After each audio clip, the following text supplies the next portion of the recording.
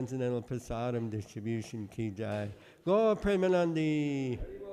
Samaveta Bhakta Vrinda ki jai. All glories to the assembled devotees. All glories to the assembled devotees. All glories to the assembled devotees.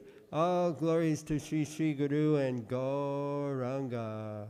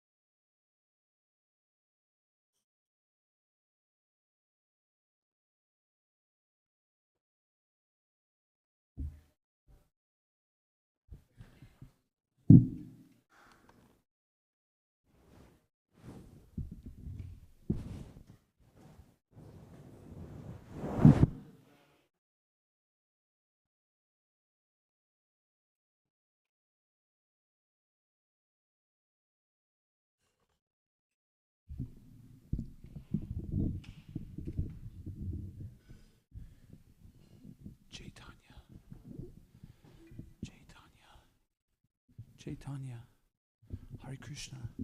You grab a mridanga? You play mridanga for Jairama? Sweet. Hare Krishna. Good morning, everyone. Welcome to morning Srimad Bhagavatam class. We are going to read from Canto 4 today. I believe it's chapter 21. It's 1 through 36. We've got quite a few verses today. So we'll jump right into it. Maybe we'll give a little bit of the background story for some people that are maybe just coming. Before we start, though, I'd like to welcome 2 new residents of Krishna House.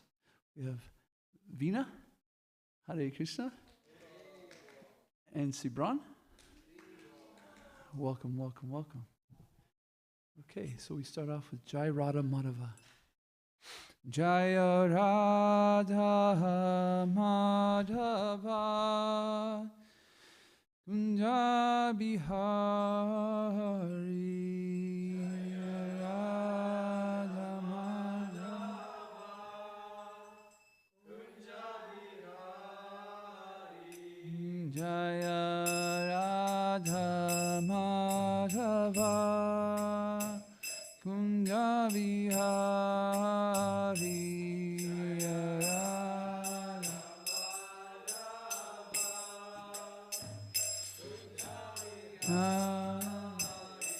Jaya Gopi Janavalabha Girivarajari Gopi Girivarajari Jaya Gopi Janavalabha Girivarajari Gopi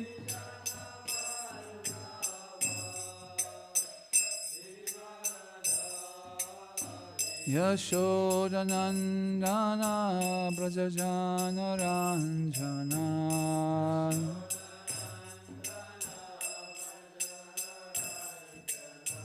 Yashodanandana Brajajana Ranjana Yashodanandana Brajajana Ranjana Yamuna Tiravanachari Munati Yamuna Tiravanachari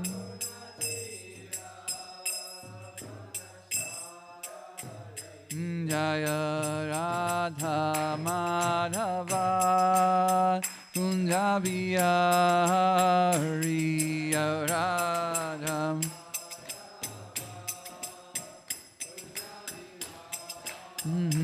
Jaya Radha Madhava Kunjabiyari Radham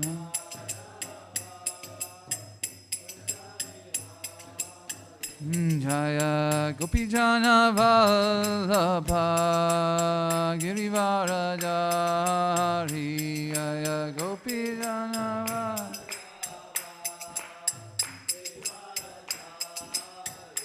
Jaya Gopijana Vallabha Girivaradari Jaya Gopijana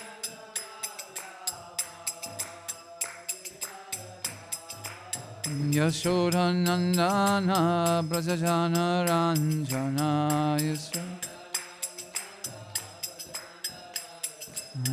Yashodanandana Brajajana Ranjana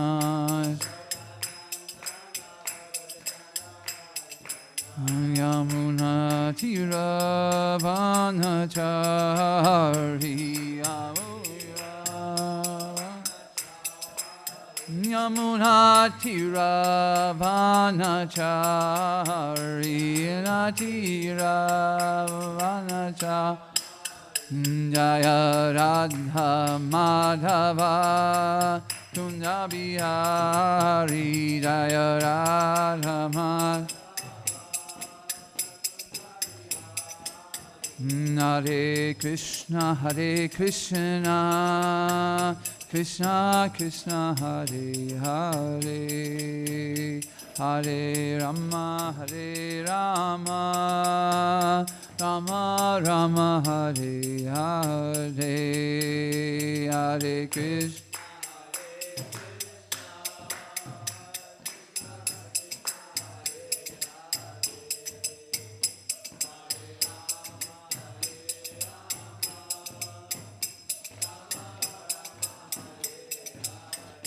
Jaya Radha Madhava Shri Radhe Radha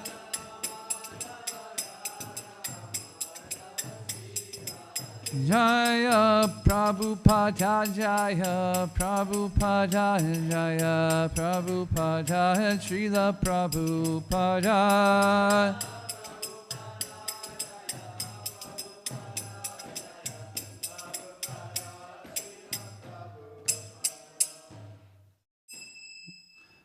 Shri Radha Madhava ki jai, Shri Prabhupada ki jai. Om Namo Bhagavate Vasudevaya.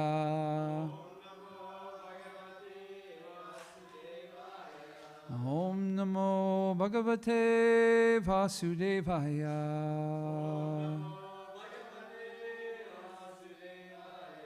Om Namo Bhagavate Vasudevaya.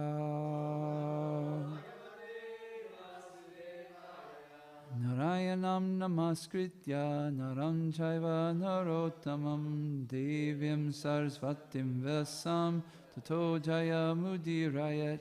We'll do the English too, please. Before reciting the Srimad Bhagavatam, which is the very means of conquest, one should offer respectful obeisances unto the personality of Godhead, Narayan, Narayan Rishi, the supermost human being, unto Mother Saraswati, the goddess of learning, and under Srila Vyasadeva, the author. Nashta prayasha breshu nityam bhagavata sevaya bhagavati utamasloke bhaktir bhavati naishtaki. By regular attendance in classes on the Bhagavatam and by rendering of service to the pure devotee, all that is troublesome in the heart is almost completely destroyed, and loving service unto the personality of Godhead, whose praise with transcendental songs is established as an irrevocable fact. Om Megantamarandasya Gananjana Salakaya Chakshuranmityam Yena Tasmai Shri Guruve Namaha. I was born in the darkness of ignorance, and my spiritual master opened my eyes with the torchlight of knowledge. I offer my respectful obeisances unto him. Okay, so we're going to 421, and we'll start from the very beginning. We got 36 verses here, so when we read, we're going to read like 4 or 5. Well, let's do four each, so that we can keep it moving. And so in this chapter, we're going to see two things. We're going to see the King Prithu is coming back, and there's this magnificent scene of what it looks like when he comes back. And then he's going to give some instructions. He's going to start to talk about Varna Ashram Dharma. And so the theme of this talk today will be about what is your occupational duty? What's the thing that you have special for Krishna? How are you engaging in devotional service in a way that is very pleasing to the self and Krishna? Okay, so let's go to 21:1. Okay. Canto 4, chapter 21. And then Dustin, if you'll start us with text 1, and then go ahead and read 4 verses. Hare Krishna. Hare Krishna. The great sage Maitreya told Vidura, when the king entered his city, it was very beautifully decorated to receive him with pearls, flower garlands, beautiful cloth, and golden gates. The entire city was perfumed with highly fragrant incense. Fragrant water distilled from sandalwood and aguru herb was sprinkled everywhere on the lanes, roads, and small parks throughout the city. And everywhere were decorations of unbroken fruits, flowers, wetted grains, varied minerals, and lamps. Auspicious paraphernalia. At the street crossings there were branches of fruits and flowers, as well as pillars of banana trees and betel nut branches. All these combined decorations everywhere looked very attractive. Yeah, let's go one more verse and then we'll talk about it. As the king entered the gates of the city, all the citizens received him with many auspicious articles like lamps, flowers, and yogurt. The king was also received by many beautiful unmarried girls whose body were bedecked with various ornaments, especially with earrings which collided with one another. So you've been gone from Dallas for a while and you come back home, and is this the vision you see? Not quite, huh? You see definitely something different, right? So King Prithu is coming back home. He was having prayers, and he saw the Supreme Personality of Godhead, right? And now he's coming back.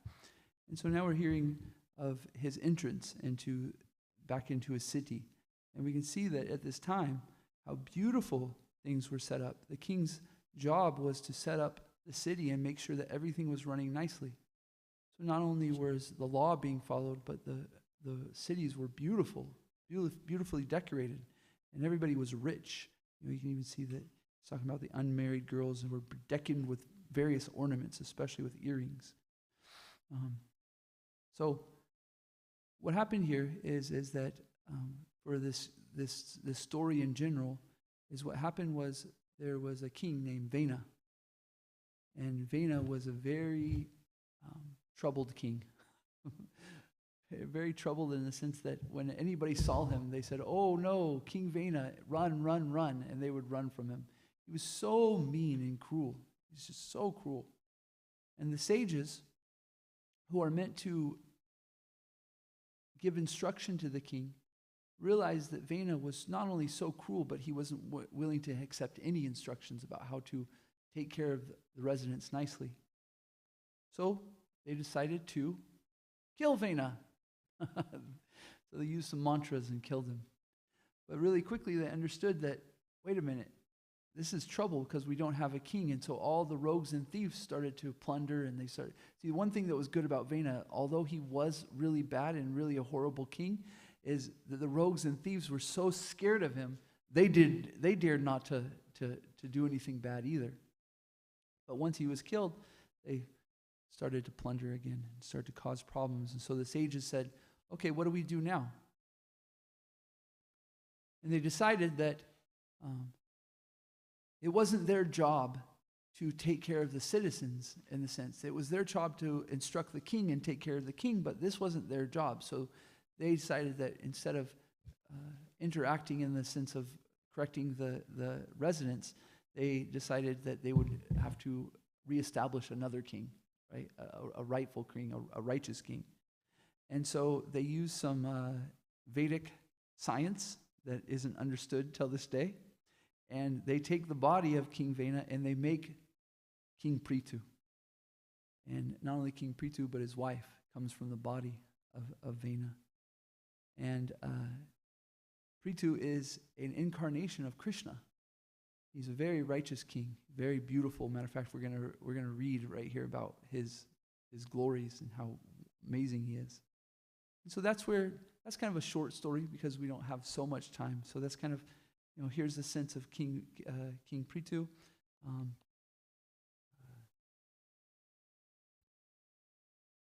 sorry, I was going to mention a little bit about what King Prithu did when he came. Well, one of the things is he was starting to be glorified. And he said, wait a minute, I haven't done anything yet. He says, don't flatter people. It's not okay to flatter people. Wait until I do something, and then you guys can give me praise. So I feel like I'm missing something. There we go. So, and then that sacrifice, who appeared? Lord Vishnu. So this is what just happened in the last chapter. Lord Vishnu came, and Prithu does King Prithu has a bunch of wonderful prayers to Vishnu, and now he's coming back home. Okay, so we got the context a little bit, yeah? Okay, let's go to 5, 6, 7, 8. Go ahead. Is this? That was a story before. That was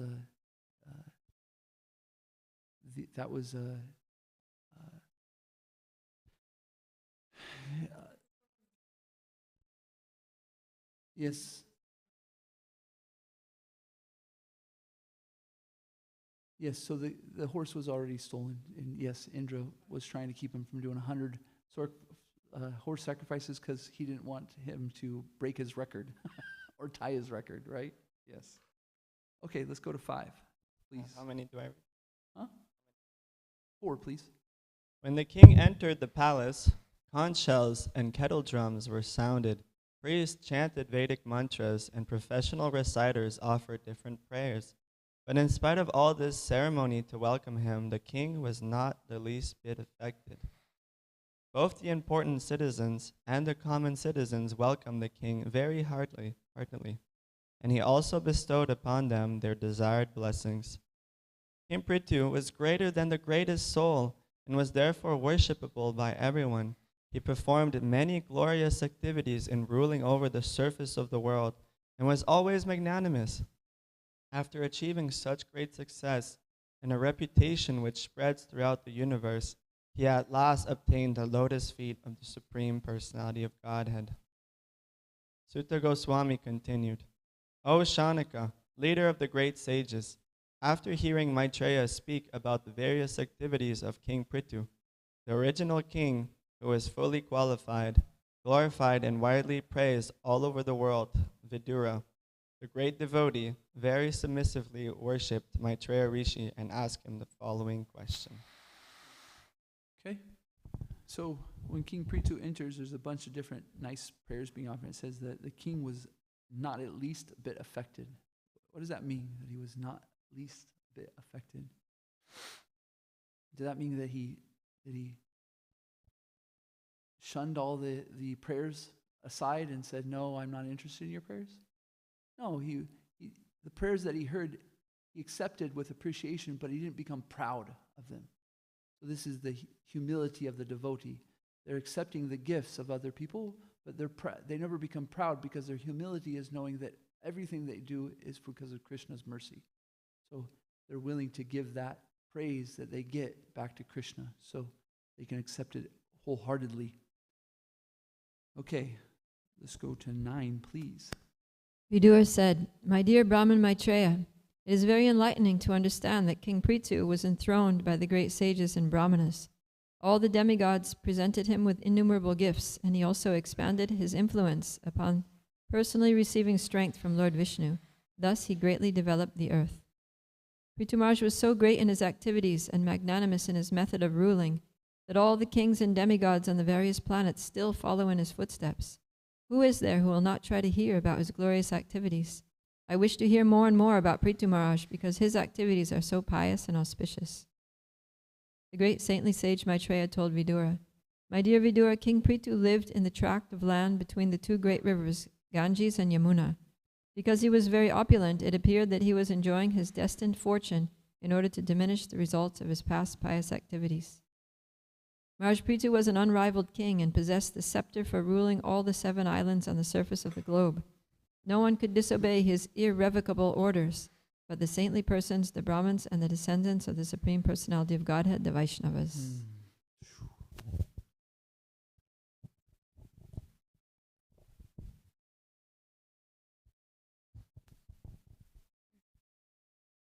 Once upon a time, King Prithu initiated the performance of a very great sacrifice in which great saintly sages, brahmanas, demigods from higher planetary systems, and great saintly kings known as Rajarshis all assembled together.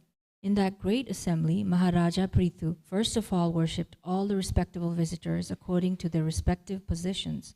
After this, he stood up in the midst of the assembly, and it appeared that the full moon had arisen amongst the stars.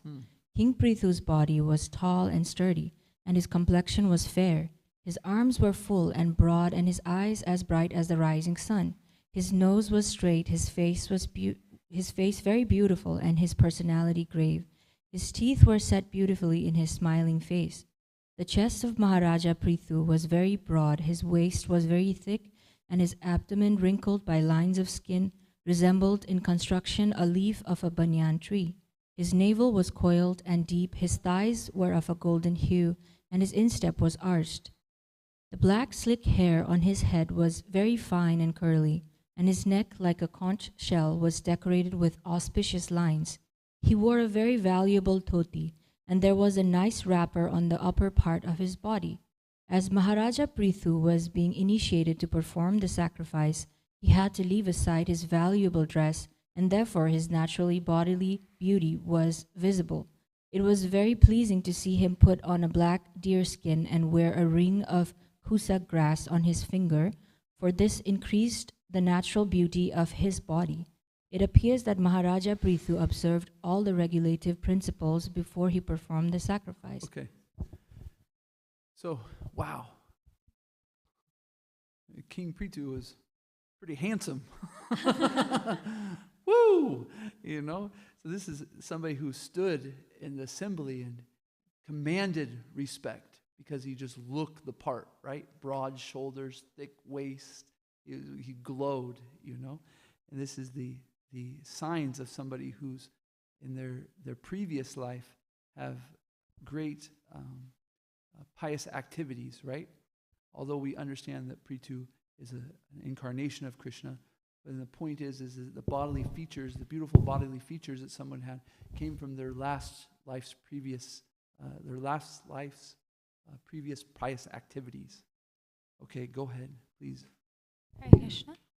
Just to encourage the members of the assembly and to enhance their pleasure, King Prithu glanced over them with eyes that seemed like stars in a sky wet with dew. He then spoke to them in a great voice.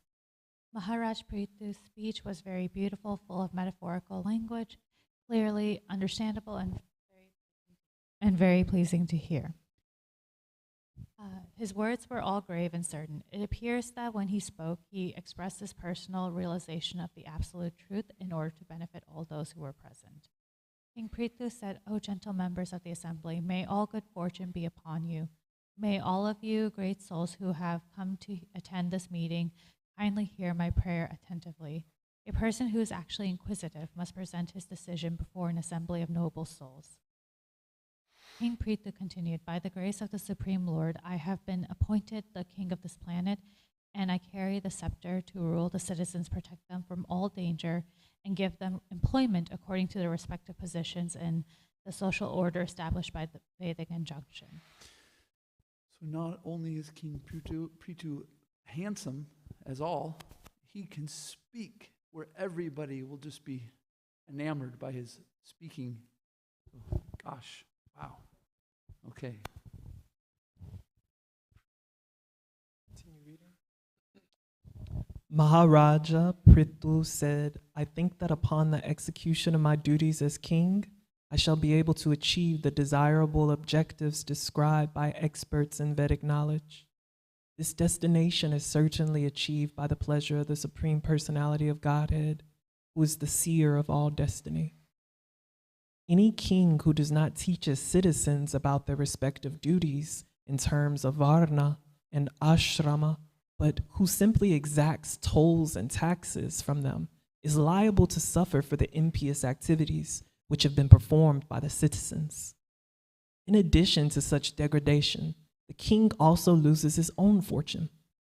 Prithu Maharaja continued, therefore, my dear citizens, for the welfare of your king after his death, you should execute your duties properly in terms of your positions of varna and ashrama, and should always think of the Supreme Personality of Godhead within your hearts.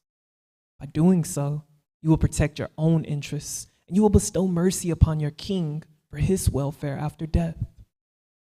I requested all the pure-hearted demigods, forefathers, and saintly persons to support my proposal. For after death, the result of an action is equally shared by its doer, its director, and its supporter. You see the shift here from the entrance, the beauty of Prithu, and now he's giving instructions, right? Very clear. My dear respectable ladies and gentlemen, according to the authority statements of Shastra, there must be a supreme authority who is able to award the respective benefits of our present activities. Otherwise, why should there be persons who are unusually beautiful and powerful both in this life and life after death?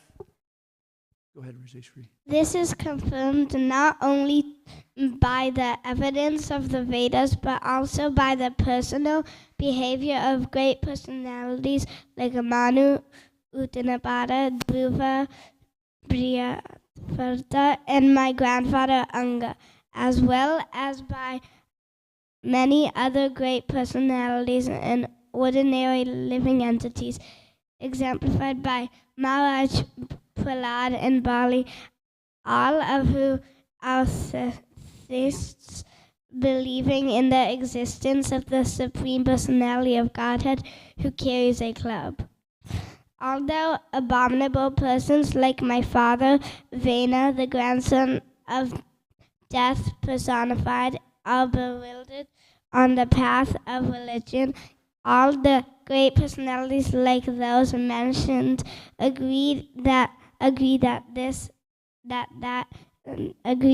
in this world the only bestower of the beneficence of religion, economic development, sense gratification, liberation, or elevation to the heavenly planets is the Supreme Personality of Godhead.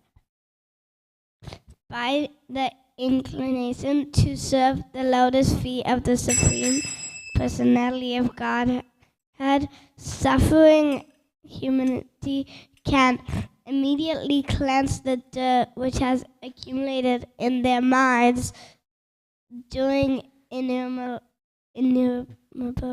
births, like the Ganges water which emanates from the toes of the lotus feet of the Lord. Such a process immediately cleanses the mind, and the spiritual or Krishna consciousness gradually increases. When a devotee takes shelter at the lotus feet of the Supreme Personality of Godhead, he is completely cleansed of all misunderstanding or mental speculation, and he manifests renunciation. This is possible only when one is strengthened by practicing bhakti yoga. Once having taken shelter at the root of the lotus feet of the Lord, a devotee never comes back to this material existence, which is full of the threefold miseries.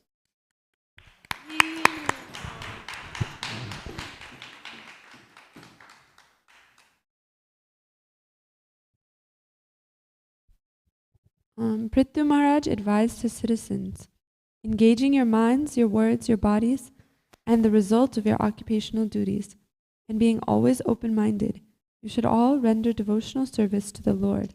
According to your abilities and the occupations in which you are situated, you should engage your service at the lotus feet of the Supreme Personality of Godhead, with full confidence and without reservation.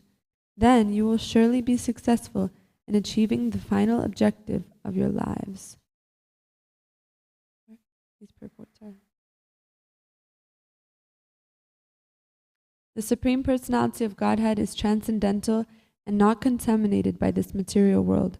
But although he has concentrated spirit soul without material variety for the benefit of the conditioned soul, he nevertheless accepts different types of sacrifices performed with different material elements, rituals, and mantras, and offered to the demigods under different names according to the interests and purposes of the performers. Two more.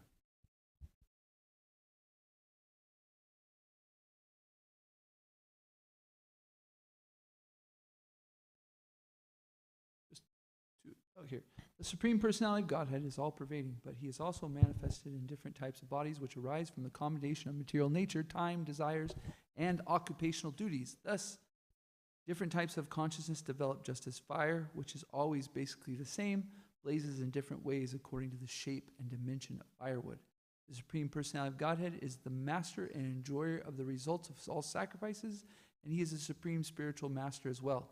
All of you citizens on the surface of the globe who have a relationship with me and are worshiping him by dint of your occupational duties are bestowing your mercy upon me.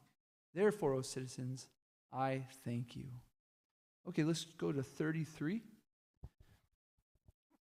And we're just going to go right into the translation and purport.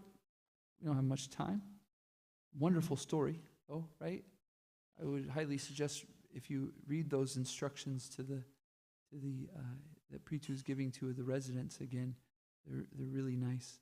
So, translation purport by His Divine Grace, A.C. Bhaktivedanta Swami, Srila Prabhupada Ki Jai. Prithu Maharaj advised his citizens, engage your minds, your words, your bodies, and the results of your occupational duties, and being always open-minded, you should all render devotional service to the Lord. According to your abilities and the occupations in which you are situated, you should engage your service at the lotus feet of the Supreme Personality of Godhead with full confidence and without reservation. Then you will surely be successful in achieving the final objective in your lives. Purport. As stated in the 18th chapter of Bhagavad Gita, Sva Karmana Tam Adya Archya. One has to worship the Supreme Personality of Godhead by one's occupational duties. This necessitates accepting the principles of 4 varnas and 4 ashrams. Prithu Maharaj therefore says, Gunaya Sva Karma Bhahi. This phrase is explained in Bhagavad Gita, Chatur Varnyam Maya Sritam Guna Karma Vibhayagasyaha. The 4 castes, the Brahmanas, Kshatriyas, Vaishyas, and Sudras, are created by the Supreme Personality of Godhead according to the material modes of nature and the particular duties discharged in those modes. A person who is situated in the mode of goodness is certainly more intelligent than others. Therefore, he can practice the Brahmanical activities, namely speaking the truth, controlling the senses, controlling the mind, remaining always clean, practicing tolerance, having full knowledge about one's self-identity, and understanding devotional service. In this way, if he engages himself in loving service of the Lord as an actual Brahmana, His aim is to achieve the final interests of life. His final interest of life is attained. Similarly, the Kshatriya's duties are to give protection to the citizens, to give all possessions in charity, and be strictly Vedic in the management of state affairs, and to be unafraid of fight whenever there is an attack by the enemies. In this way, the Kshatriyas can satisfy the Supreme Personality of Godhead by his occupational duties. Similarly, the Vaishya can satisfy the Supreme Godhead by proper execution of his occupational duties, engaging himself in producing foodstuff, giving protection to cows, and to trading if necessary when there is an excess of agricultural production. Similarly, because Sudras do not have ample intelligence, they should simply engage in as workers to serve the higher statuses of social life. Everyone's aim should be to satisfy the Supreme Personality of Godhead by engaging his mind and thinking always of Krishna. In his words, in always offering prayers to the Lord or preaching about the glories of the Lord, and his body in executing the service required to satisfy the Lord. As there are 4 divisions within our body, the head, the arms, the belly, and the legs, similarly the human society taken as a whole is divided into 4 classes of men, according to their material qualities and occupational duties. Thus, the Brahmanical or intelligent men have to execute the duty of the head, the Kshatriyas must fulfill the duties of the arm, the Vaishyas must fulfill the duty of the belly, and the Sudras must fulfill the duty of the legs. In executing the prescribed duties of life, no one is higher or lower. There are such divisions as higher and lower, but since there's actually a common interest to satisfy the Supreme Personality of Godhead, there is no distinction between them. This is a common, Srila Prabhupada mentions here, there's no higher or lower division of these different varnas, right? Often we have here that, here's the top of society and here's the lowest of society. But Srila Prabhupada is being very clear that the goal is to please Krishna, and therefore somebody's duties are just their duties. Just what they do for Krishna and for society. So we can understand, though, we're working on being Vaishnavas, right? So we have certain things that we do that are naturally Brahminical, right? Like we read scriptures, we chant Hare Krishna, we do deity worship. What else do we do? For our sadhana. Anything else? We read Srimad Bhagavatam, we give class, you might speak on scriptures, right? So sometimes it's funny because a devotee, somebody might say, I'm a Brahmin. Why? Because I love giving Srimad Bhagavatam class. Well, everybody, every Vaishnav, to a certain degree, as long as they're getting over some, there's some things that stop people from giving class, like maybe some fear of public speaking and stuff. But when you're just speaking on Srimad Bhagavatam, every devotee likes it. Every Vaishnav likes speaking about the Srimad Bhagavatam. Every devotee likes to worship the deity, right? This is a Vaishnav. A Vaishnav loves to do these services, these sadhanas. Right? So this isn't really describing who we are in the sense of a varna, or our body, right? Because this body is a vehicle, and some people have Toyota pickups, some people have sports cars, these different kinds of models, I guess you could say. And some of the people's bodies are, and their subtle body is more applied to Brahminical activities, Kshatriya activities, Vaishya activities, and Sudra activities. So the question is what is your natural propensity? How do you like to spend your time? What activities do you like to do? So I was thinking we could spend a minute or two, and what I'd like you to do is pull out your notebook and a pen if you have it. And I'd like you to write down 3 things. The first thing is that thing, what you like to do that's by yourself. Some people would call this self-care. What is it, that thing that you like to do, or that hobby that you like to do, that revitalizes you? For instance, this could be, I like to go take a walk by the lake. When I do that, I come back and I'm more vitalized. So try to think of these things separate from, your sense of your transcendental activities of reading Srimad Bhagavatam. Try to go outside of this, because we'll get there in a little bit. Second, think of the thing that you like to do that helps people.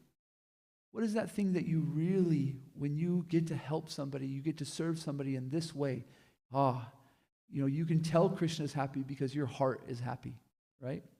And third, what is that thing that you do that's your sadhana that you really want to step up your game in?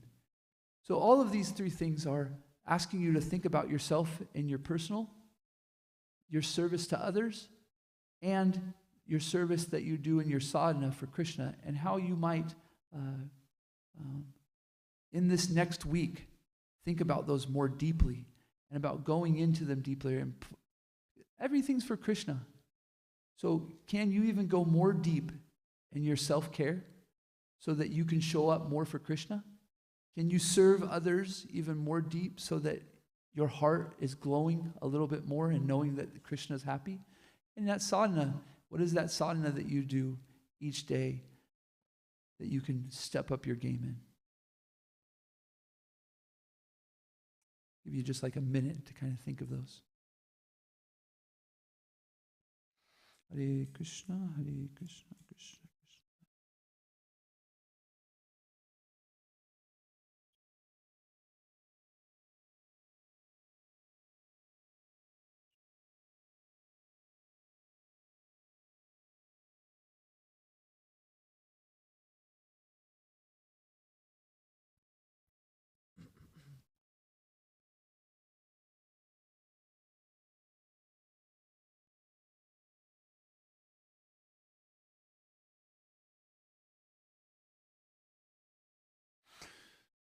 Okay, continue write. I'm just going to say a couple more words and you can finish up.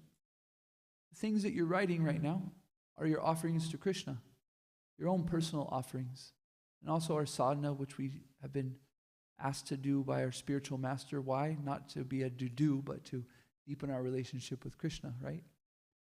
So you might look at it and everybody's going to have, I bet if we could go through everybody's, there's going to be this wide range of things, right? And who says, wait a minute, this person's activity is higher than this person? That's pretty ridiculous, right? No, these things are the things that we like to do, the service that we have that connects to Krishna and makes us, and we feel alive when we do that. So we can understand that there's no higher or lower in here. It's just understanding who we are in our service to Krishna. Would anybody like to share something that they do personally? Something that they need for that? Sometimes people call this self-care. That thing that revitalizes their energy so that they can show up in a most magnificent way. Raise your hand. Manjari Gopika. What is it? Hare Krishna. I like to exercise. I exercise every day. And I also like to wake up an hour before everyone else does.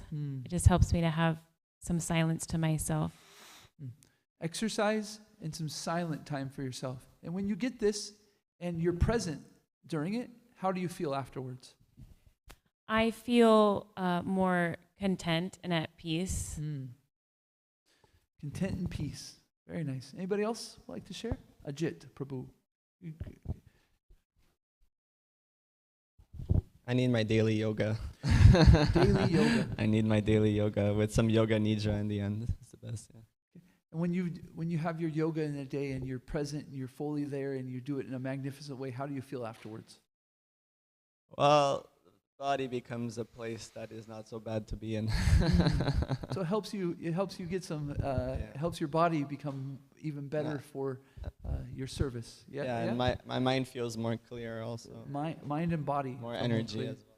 Thank you. Anybody else? One more? Yes. Yeah, this one is what we like to do ourselves. The second one is what we like to do for others. And the third is our sadhana, something that we could put a little bit more attention in. Bina, what do you like to do? There you go.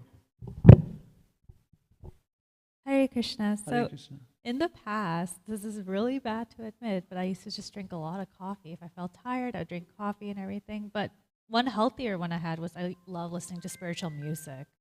So stopping coffee was really healthy for me. But I love listening to music that gives me so much energy.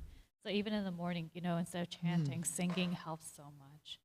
So you had this thing that you used to do that was a habit that gave you energy because you want to feel alive, right? You want your Yes. body to feel alive and ready to do what it's gonna. And but you've moved over to music that kind of helps you in this way. Is that what I'm hearing? Yes, Okay. because coffee is not healthy. The way I drank it used to give me heartburn. So it's like, Oh. so I mean, I'm not shaming anybody who drinks coffee because I still consider myself very much a coffee addict. Just going one day without coffee doesn't make me all of a sudden like this not caffeine addict. But yeah, so music, especially singing, really helps. Especially what? Singing really Singing? helps. You love to sing. Yes. Oh, very nice. Okay. Thank you. Let's hear a couple examples of that service that you give to others that really brightens your day, brightens your heart, makes you even happy, makes you so happy. Anybody? Tosi Saki's smiling so much she needs to share. If you would. I was smiling because she said singing, so I said she's in the right place. Service as an offering to the society in general. Yeah, others. I want to just say the other one also. For my personal self-care, I like arts and crafts. Arts and crafts. And for as an offering to others, I like problem solving and analytical thinking. Oh, wow. When you do art, I have a question. When you do art and creative things, do you do it more so for the beauty and the charm? Or when you do your arts and crafts, are you hoping that when somebody looks at it, they get like an idea, like a bigger idea, it like speaks to them and it brings them up a level of consciousness? This is very personal. So when I do arts and crafts, it's like an absorption. So you just go in the zone, and then what comes out is it's so fun. It's just for the self. It what? It's just for the self. For the self. Very nice. Very nice. Anybody else? The things they like to do for others that gives them fulfillment. I really like to cook for people. And I like to give emotional support and guidance to people through via medium Krishna consciousness. But also through self-care, more secular things as well.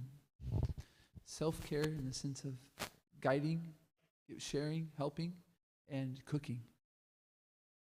Very nice. Ajit, Prabhu.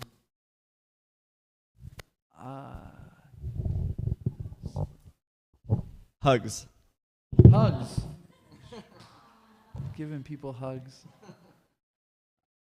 This makes my heart smile. I've been known to give good hugs. I'm not going to lie.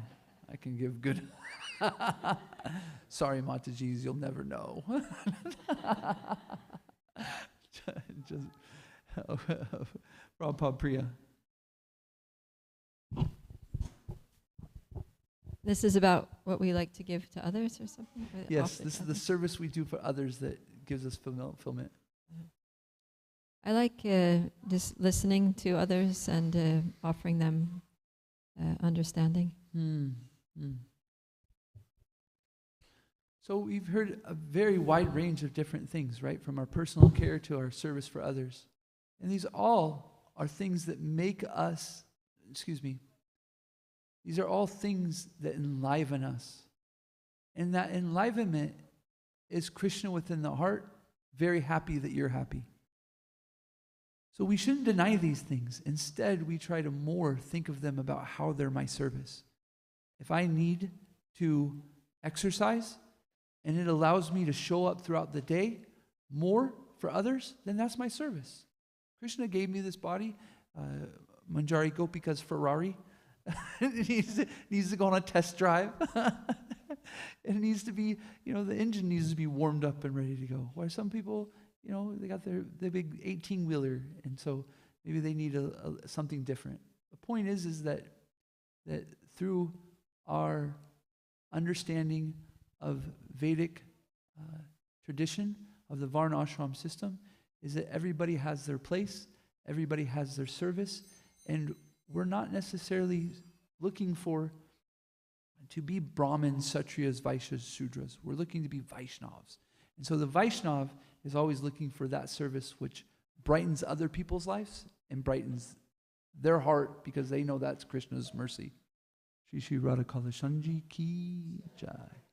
So, any questions, comments, thoughts?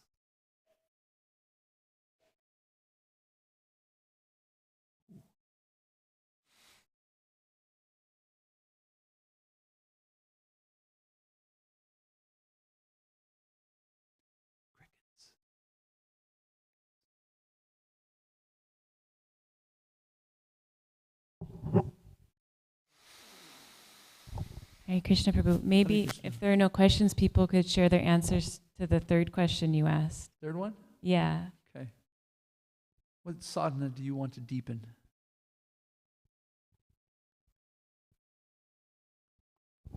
This is a big one. This is a big one. Chant attentively. Oh. No, dude. No, dude. Chant attentively. One thing I was mentioning too, I was asking Manjari Gopika, I said, when you're present with your exercise and you're fully aware of your exercise, how do you feel?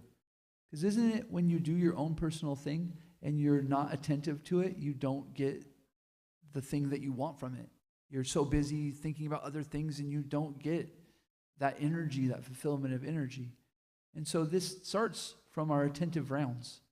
If we're chanting our rounds attentively, we'll bring it into the other aspects of our life, our other services.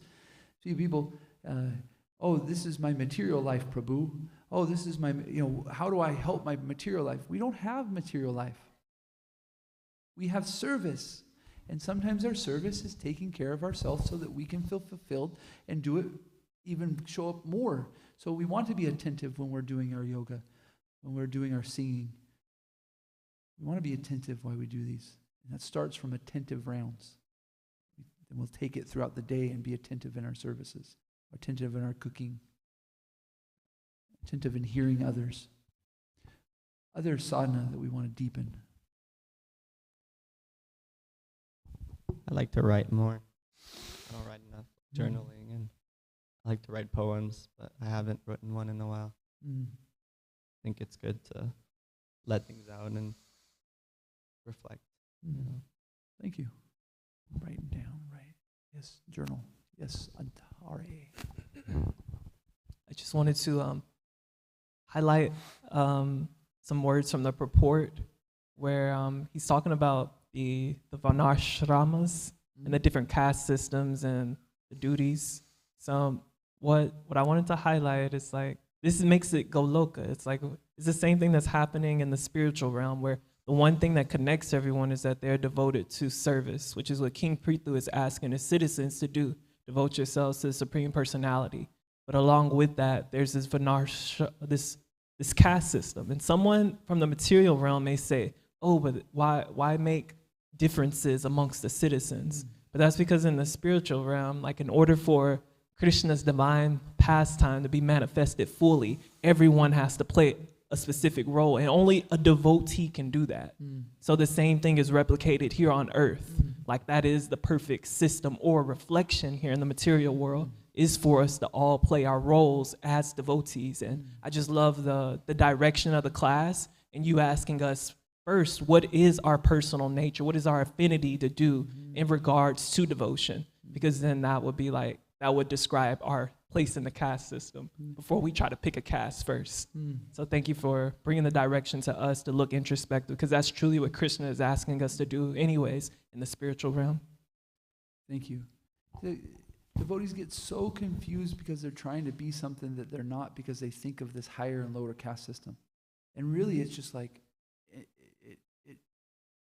internally you just get so confused and so disrupted.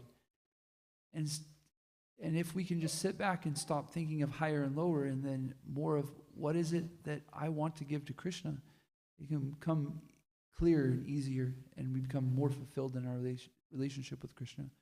But Srila Prabhupada says in the second paragraph, I apologize, by the way, we didn't get to the second paragraph. He says that the spiritual master can help us with this. So the spiritual master will help engage us in our nature. So we can take to mentors that are helping us in this Krishna consciousness, and they can help us, certain mentors. We have mentors for different things, right? But there's certain mentors that can help us to ask questions, can help guide us into our nature and those things that are really pleasing to Krishna and ourselves. That's what the relationship is. Krishna and ourself and our service. So what I'm going to ask you guys for homework, if you would, or after class, is take this list and schedule it. When are you going to do it today? When are you going to do it in this week? If you don't, the chances of this just being a thing you wrote on your list is like very good.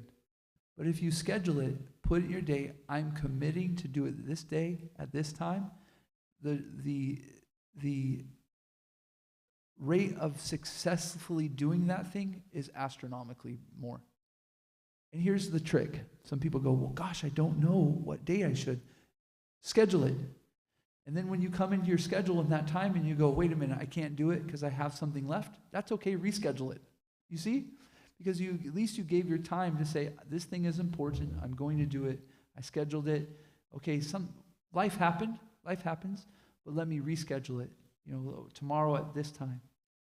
So I'm a little, anyways, I'm thinking about how to make Mondays motivational Mondays, I want to call it.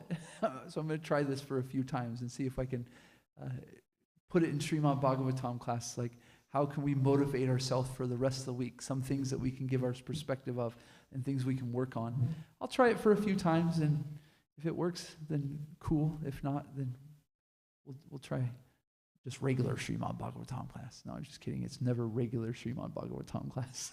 It's always a transcendental subject, right? Okay, thank you, devotees, very much. I appreciate you all. Srimad Bhagavatam ki jai, Srila Prabhupada ki jai, Vanchakalpatarubhyascha, Kripa Sindhubhyevacha, Patitana Bhavanebhyo, Vaishnavebhyo, Namo Namaha, Antikoti Vaishnava ki jai.